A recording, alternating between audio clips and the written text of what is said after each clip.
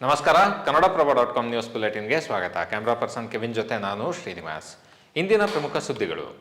ಕೇಂದ್ರ ವಿತ್ತ ಸಚಿವೆ ನಿರ್ಮಲಾ ಸೀತಾರಾಮನ್ 2026-27ನೇ ಸಾಲಿನ ಬಜೆಟ್ ಮಂಡಿಸಿದ್ದಾರೆ. 7 ಮಹತ್ವದ ಹೈಸ್ಪೀಡ್ ರೈಲು ಕಾರಿಡಾರ್ಗಳನ್ನು ಕೇಂದ್ರ ಸಚಿವರು ಘೋಷಣೆ ಮಾಡಿದ್ದು, ಅದರಲ್ಲಿ ಬೆಂಗಳೂರನ್ನು ಸಂಪರ್ಕಿಸುವ 2 ಯೋಜನೆ ಘೋಷಣೆಯಾಗಿದೆ.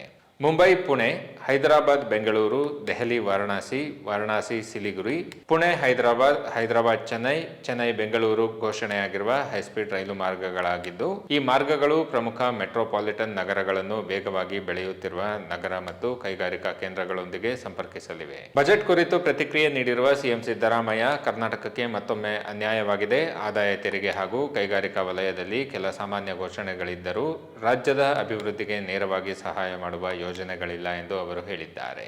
ಬಜೆಟ್ನಿಂದ ನಮ್ಮ ರಾಜ್ಯಕ್ಕೆ ಯಾವುದೇ ಪ್ರಮುಖ ಪಾಲು ಸಿಗುವುದಿಲ್ಲ. ಕೇಂದ್ರ ಬಜೆಟ್ನಿಂದ ಬೆಂಗಳೂರಿಗೆ ನಿರೀಕ್ಷೆಗಳಿದ್ದವು. ಪ್ರಧಾನಿ ಮೋದಿ ಇದನ್ನು ಜಾಗತಿಕ ನಗರ ಎಂದು ಕರೆದಿದ್ದಾರೆ. ಆದರೆ ಕೇಂದ್ರ ಸರ್ಕಾರ ಅದಕ್ಕಾಗಿ ಏನು ಮಾಡಿದೆ ಎಂದು ಡಿಸಿಎಂ ಡಿಕೆ ಶಿವಕುಮಾರ್ ಪ್ರಶ್ನಿಸಿದ್ದಾರೆ. 16ನೇ ಹಣಕಾಸು ಆಯೋಗಕ್ಕೆ ಒಪ್ಪಿಗೆ ನೀಡಿರುವ ಕೇಂದ್ರ ಸರ್ಕಾರ 2026-27ನೇ ಹಣಕಾಸು ವರ್ಷಕ್ಕೆ ರಾಜ್ಯಗಳಿಗೆ 1.4 ಲಕ್ಷ ಕೋಟಿ ರೂಪಾಯಿ ಅನುದಾನ ನೀಡುವುದಾಗಿ ಘೋಷಣೆ ಮಾಡಿದೆ.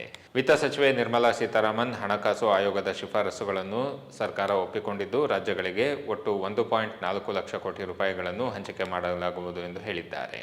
ಇತ್ತೀಚೆಗೆ 16ನೇ ಹಣಕಾಸು ಆಯೋಗ ತನ್ನ ಸಮಗ್ರ ವರದಿಯನ್ನು ರಾಷ್ಟ್ರಪತಿಗಳಿಗೆ ಸಲ್ಲಿಸಿತ್ತು. ಆಯೋಗ ನೀಡಿದ್ದ ಸಲಹೆ ಮತ್ತು ಶಿಫಾರಸುಗಳನ್ನು ಕೇಂದ್ರ ಸರ್ಕಾರ ಗಂಭೀರವಾಗಿ ಪರಿಗಣಿಸಿದ್ದು, ಅವುಗಳನ್ನು ಅಧಿಕೃತವಾಗಿ ಅಂಗೀಕರಿಸಿದೆ.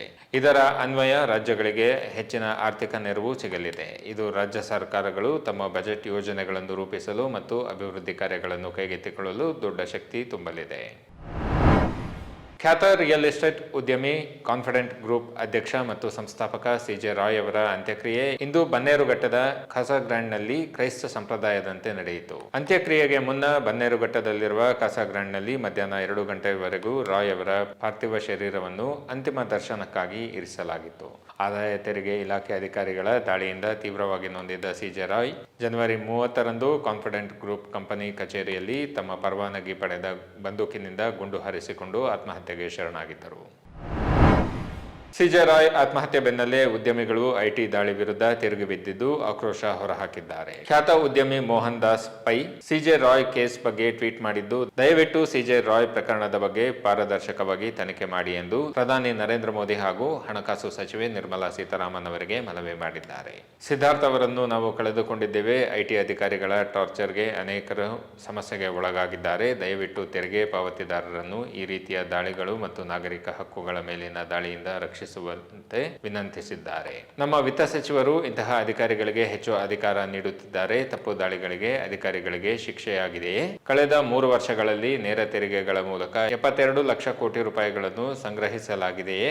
ಇಂತಹ ದಾಳಿಗಳ ಮೂಲಕ ಎಷ್ಟು ಸಂಗ್ರಹಿಸಲಾಗಿದೆ ಎಂದು ಪ್ರಶ್ನಿಸಿದ್ದಾರೆ. ರಾಜ್ಯ ಸರ್ಕಾರದ ಮಹತ್ವಾಕಾಂಕ್ಷೆಯ ದ್ವೇಷ ಭಾಷಣ ವಿಧೇಯಕಕ್ಕೆ ಅಂಗೀಕಾರ ಹಾಕುವುದಕ್ಕೆ ರಾಜ್ಯಪಾಲ ಥಾವರ್ಚಂದ್ ಗೆಹ್ಲೋಟ್ ನಿರಾಕರಿಸಿದ್ದಾರೆ.